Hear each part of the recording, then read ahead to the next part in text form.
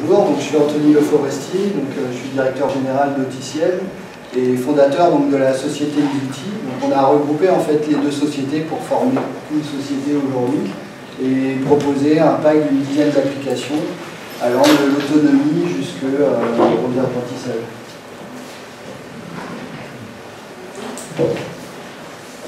Voilà, alors Auticiel, notre objectif c'est d'améliorer l'inclusion des personnes avec handicap cognitif et mental en exploitant le potentiel des nouvelles technologies. Pour ça, on crée des outils qui sont pertinents et adaptés en les validant, comme je vous le disais précédemment. On accompagne les professionnels et les familles vers les outils numériques avec des points d'usage et des formations, et on informe et on sensibilise le grand public par un certain nombre d'actions. Auticiel, c'est trois entités, donc c'est une jeune entreprise innovante qui a été créée en 2013. C'est trois entités, l'équipe Auticiel de développement et de développeurs logiciels spécialisés, une équipe recherche dont je fais partie, qui est aussi attachée à un comité scientifique qui est composé de professionnels, de neuropsychologues, de chercheurs, de médecins, d'éducateurs spécialisés, d'orthophonistes, qui permettent en fait de nous valider nos orientations concernant les nouveaux contenus et de les valider, donc de les co-créer. Et puis on a aussi des partenaires établissements qui nous permettent aussi de faire de la remontée de besoin, mais de valider et de tester nos outils et de les améliorer. Donc voici l'équipe Auticiel, l'équipe de direction. Donc désormais la nouvelle structure en fait équipe plus d'une centaine d'établissements sur toute la France. Donc là, la carte n'est pas à jour, mais il y en a un peu plus que ça. Donc on équipe aussi un certain nombre de familles, bien sûr. Hein.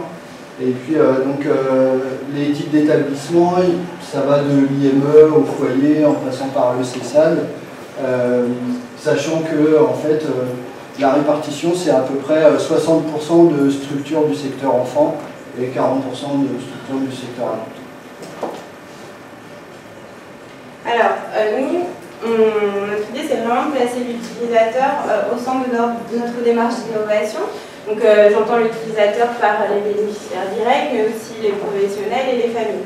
Donc, comment on fait? On est présent sur le terrain, on remonte les besoins, on définit les projets qu'on fait valider par notre comité scientifique et par les professionnels avec lesquels on travaille, les familles. Ensuite, on mobilise des bêta-testeurs, c'est-à-dire en fait des personnes qui testent la toute première version de l'application. Puis ensuite, on rentre dans des phases de développement et de test en fait, de cycle itératif. Ensuite, on met en production, c'est-à-dire qu'on développe en fait une version finale de l'application. Puis ensuite, on est de nouveau présent sur le terrain pour améliorer constamment cette application et pour faire de la remontée de besoin et pour créer de nouveaux contenus. Donc, comme je vous le disais, on est entouré d'un comité scientifique qui permet de valider ces outils avec des chercheurs, des orthophonistes, on a des partenariats avec des universités, des centres de recherche. On a de nombreux partenaires, du ministère de l'Éducation nationale jusqu'à l'INES-HEA, des associations comme l'autisme ou Sésame Autisme, l'UNAPI, et puis des centres de recherche, des universités, des distributeurs, des régions.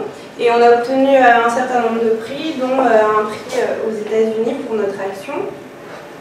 On est co-créateur avec la Fondation Orange de la plateforme collaborative application-autisme.com qui permet en fait de choisir des applications en fonction des domaines d'apprentissage que vous souhaitez travailler, mais aussi en fonction des compétences avec une liste de prérequis. Donc aujourd'hui, il y a 80 000 personnes qui utilisent nos applications en France et au Canada. On propose une suite de 10 applications qui permet de travailler différents domaines de compétences et qui sont extrêmement personnalisables puisque pour qu'un outil d'apprentissage quel qu'il soit le plus efficace possible, alors il est nécessaire qu'il soit personnalisé en fonction de la personne, de son environnement, de ses capacités et de sa sensibilité.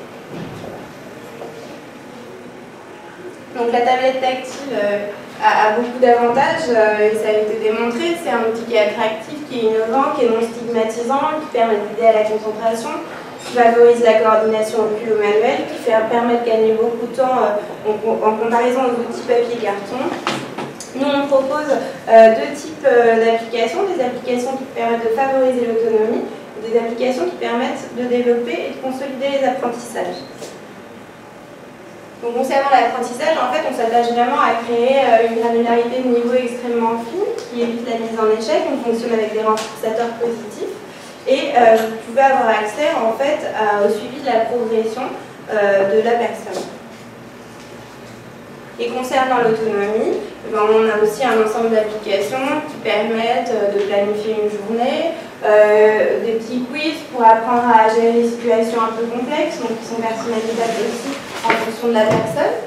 Et puis une application qu'on a créée en partenariat avec des chercheurs qui s'appelle Logiral, qui permet de ralentir les vidéos.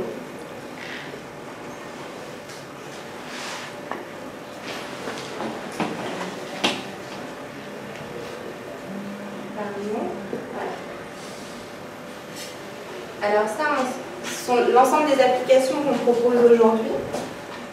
Donc sachant qu'on est dans une vraie démarche, on améliore sans cesse les applications qu'on propose, mais aussi on propose de nouvelles applications à raison d'une par trimestre ou par semestre. Oui, c'est ça. Donc, 2 à 3 par an. C'est ça. Je vais vous présenter assez rapidement chacune des applications, donc surtout n'hésitez pas à m'interrompre si vous voulez plus de renseignements. La première application qui s'appelle Social ND, qui est une application qui a pour but de devenir plus autonome et d'interagir avec les autres en se préparant à des situations qui peuvent être anxiogènes ou qui sont difficilement gérées. C'est-à-dire que vous créez un quiz, donc il y a un contenu de base qu'on vous propose, et ensuite vous créez un quiz, il y a 3 niveaux différents, et vous l'adaptez vraiment à l'environnement et aux situations difficiles avec le jeune en particulier. L'application Otimo qui permet d'apprendre à reconnaître les émotions avec des jeux en fait, donc il y a des paires, des intrus, qui est aussi tout à fait personnalisable.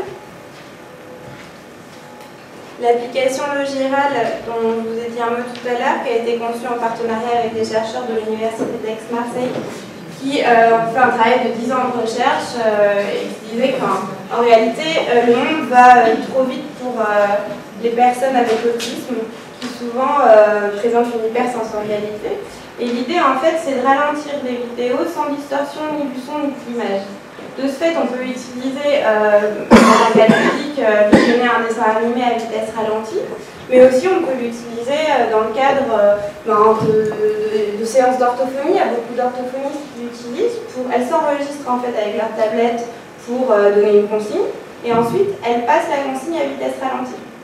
Et il y a des travaux de recherche qui ont été faits qui ont montré qu'effectivement, en utilisant le ralentissement de la vidéo, d'abord on diminue les troubles de comportement, mais aussi on améliore significativement la compréhension des consignes.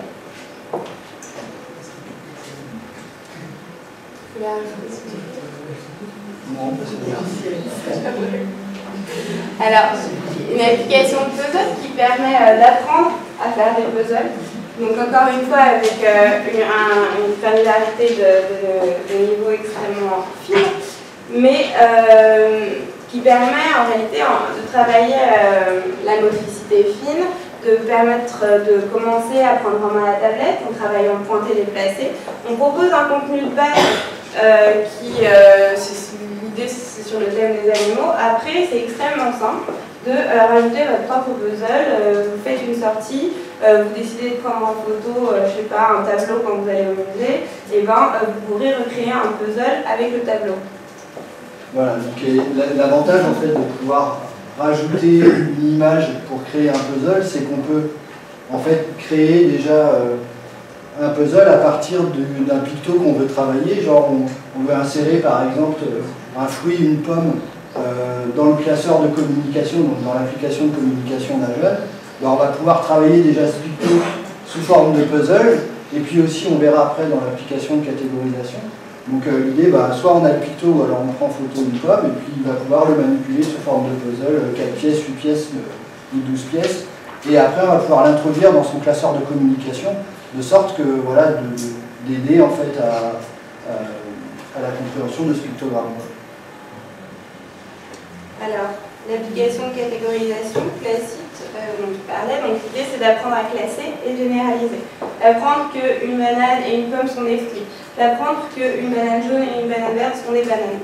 Et donc l'idée est vraiment d'apprendre à généraliser, catégoriser. Encore une fois, vous personnalisez, on propose un contenu de base, et ensuite plus personnalisé en fonction des catégories que vous avez envie de travailler. Sachant qu'aussi il y a une croissance de difficulté de niveau. Donc là c'est pareil, on va pouvoir travailler les catégories dans un but d'utilisation dans une application d'aide à l'autonomie de type aide à la communication. Par exemple, on imagine que l'enfant il a au départ une dizaine de pictos dans son application et puis à un moment donné il en a beaucoup, donc on va vouloir les ranger par catégorie. Donc on va pouvoir créer une catégorie boisson, une catégorie nourriture. Ben, on va pouvoir les travailler d'abord sur Classite avant de les introduire dans son aide à la communication, faire en sorte qu'il travaille en fait ces notions-là sous forme de jeu, et après une fois qu'il les maîtrise, eh ben, on réorganise son application d'aide à la communication, son classeur en fait, de façon à ce qu'il puisse retrouver en fait ces éléments dans les différentes catégories. Timing, c'est une application qui permet d'aider à se repérer dans le temps, donc avec des timers de différentes formes, on peut évidemment régler le temps, et puis qui permet aussi de planifier des activités. C'est-à-dire on crée des séquences d'activités, se laver les mains, passer à table. Donc passer à table, je vais d'abord me laver les mains, puis ensuite je vais manger. Pour me laver les mains, je vais mettre un timer, et puis pour manger, je ne vais pas en mettre. On peut créer comme ça des routines, par exemple le mardi, voilà l'ensemble des activités que j'ai. Donc encore une fois, on utilise des renforçateurs positifs et on crée ces séquences d'activités.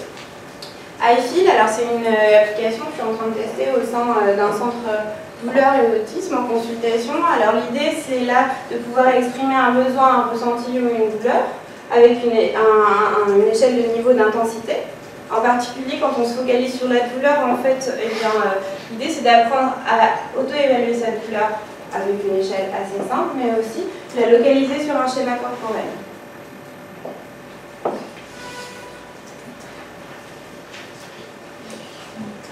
Donc cette application, c'est comme outil, donc c'est l'aide à la communication. Donc là, on peut voir par exemple sur l'image avec donc des catégories, et quand on clique sur une catégorie, on a les différentes images, photos ou pictos qui s'affichent et on va pouvoir créer des phrases. Donc là, on voit bien, hein, c'est l'équivalent d'un classeur, mais sur tablette. Donc on va vraiment pouvoir récupérer en fait les pictogrammes du classeur et les importer sur la tablette. L'idée, c'est pas d'imposer en fait un contenu, d'imposer une base de pictogrammes quelconque, mais bien de réutiliser les codes en fait qui sont connus de tout le monde, c'est-à-dire des enfants en priorité, mais aussi des codes utilisés dans les établissements, des codes utilisés dans les familles. On va pouvoir vraiment réutiliser les connaissances et puis donc les organiser de différentes façons.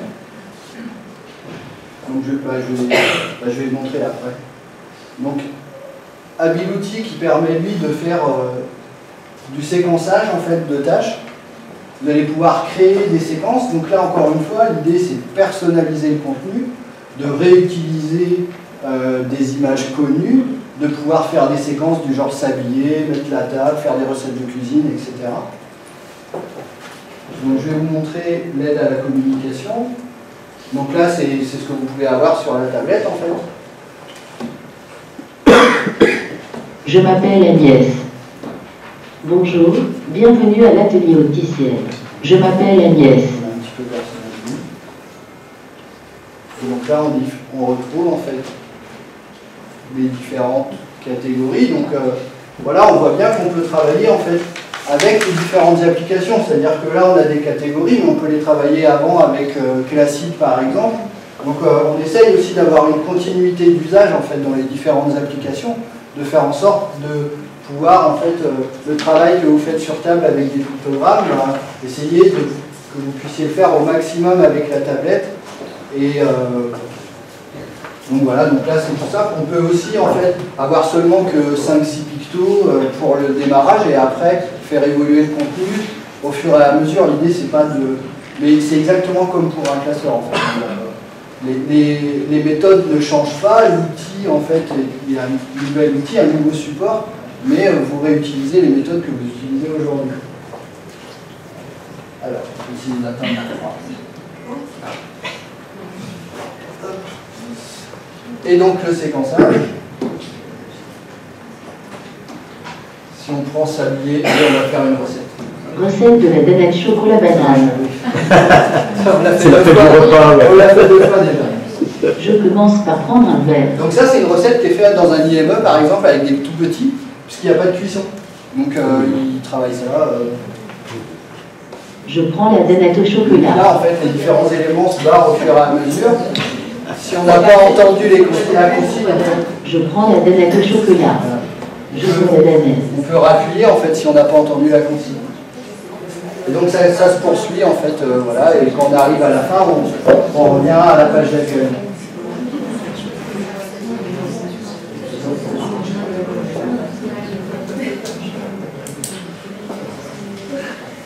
Et donc l'outil qui a un emploi du temps personnalisé, donc l'idée c'est de pouvoir reproduire sur la tablette les emplois du temps qu'on peut avoir sur les murs par exemple. Donc avec un écran qui permet de présenter en fait aux jeunes son activité sur toute la semaine. Donc là c'est vraiment l'accompagnant qui va présenter en fait les différentes activités. Et après le jeune va interagir avec la tablette sur la journée en cours et il va pouvoir mettre dans une boîte les activités lorsqu'elles sont terminées. Donc par exemple, je sais pas, dans certains établissements, ils arrivent en taxi par exemple, donc il a un trajet en taxi, donc on appuie dessus, ça dit trajet en taxi, une fois qu'il sort du taxi, il prend, il le met dans la boîte, puis après il y a séquence de travail, voilà, etc. Donc il fait défiler. On peut proposer des choix, c'est-à-dire qu'on peut paramétrer des choix, si on a le choix entre la musique et la peinture, donc on propose aux jeunes le choix, il va avoir un point d'interrogation qui va s'afficher à ce niveau-là, il va appuyer, puis il va choisir son activité sous forme d'image, toujours de pictogramme.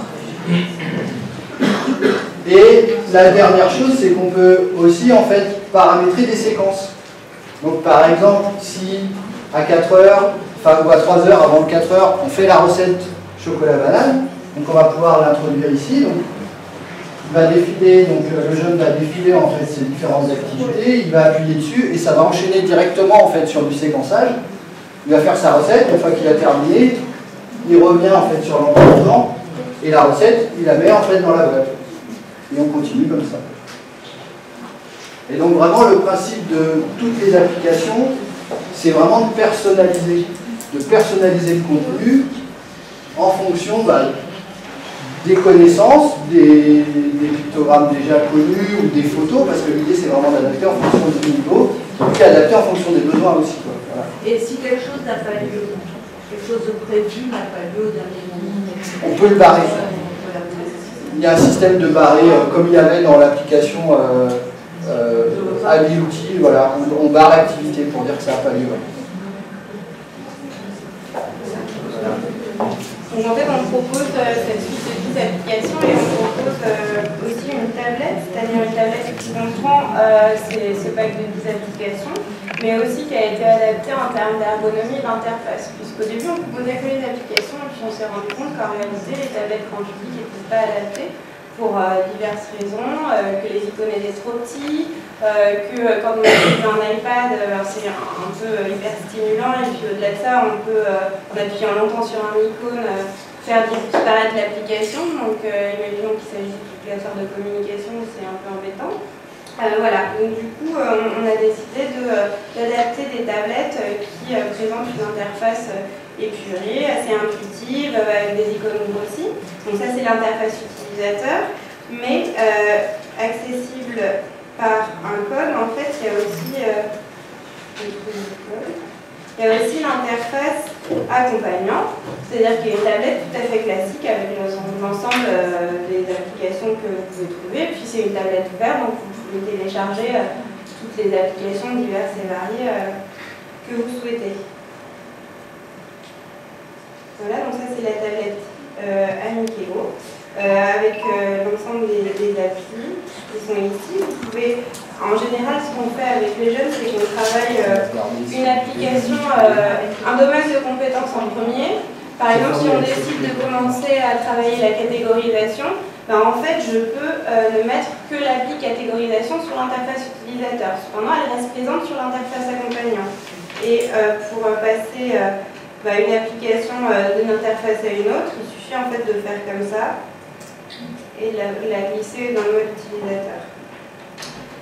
Voilà. Est-ce que vous avez des questions?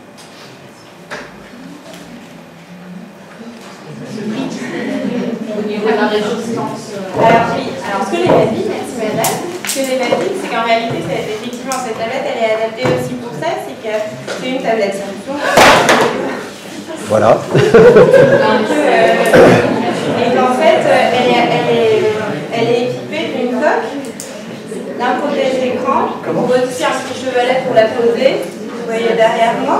Et en réalité, effectivement, cette tablette, elle peut tomber, elle est utilisée en fait au départ sur les chantiers, sur le bâtiment. Donc vraiment, elle vous prend des chocs de 5 mètres. Donc elle est vraiment adaptée. Moi, je l'utilise vraiment au quotidien avec les jeunes, et la tablette, elle a déjà volé. Et voilà, donc elle est toujours là.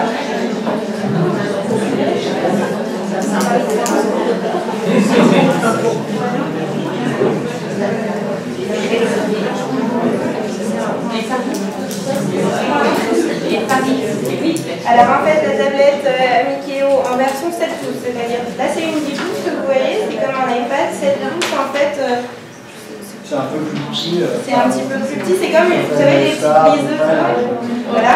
Et ben c'est comme 19 € avec l'ensemble des applications. Qui a accès à la maintenance technique, au temps d'usage, aux conseils, voilà, et aux nouvelles applications. Parce que comme je vous disais, on en développe régulièrement, on améliore nos applications, donc vous avez accès à la mise à jour, mais aussi aux nouvelles applications qu'on développe. Et celle-ci, elle est plus chère. En dessous, elle est plus chère, et j'ai pas le tarif exact, mais en réalité, en fait, c'est juste la différence de prix entre une tablette 7 pouces et une tablette 10 pouces. Il doit être de l'ordre de 60 €. Entre 60 et 100 € d'écart. Et l'application uniquement. Alors, l'application uniquement, en fait, elles sont accessibles sur les stores en version limitée. C'est-à-dire qu'elles ne sont pas personnalisables, elles sont gratuites, ça vous permet de les tester en la téléchargeant sur les stores, mais elles ne sont pas personnalisables. Vous ne pouvez pas prendre les photos, mais elles peuvent être testées. Mais vous n'aurez pas la double interface en fait. Utilisateur et accompagnant qui permet vraiment de bloquer la tablette sur certaines applications. D'accord, donc en fait, là pour le coup, vous avez lié complètement l'application et la tablette. Alors, pour l'instant, vous pouvez télécharger les applications une à une, et d'ici la fin de l'année, il y aura la possibilité en fait, d'avoir aussi la surcouche adaptée. L'interface. Les mises à jour, elles sont gratuites. Les mises à jour des applications. Oui, alors vous achetez la tablette, oui. Les mises à jour gratuites et les nouvelles applications. Et les nouvelles applications, c'est compris dans le service. Et les points de stage, le conseil, la maintenance technique par téléphone.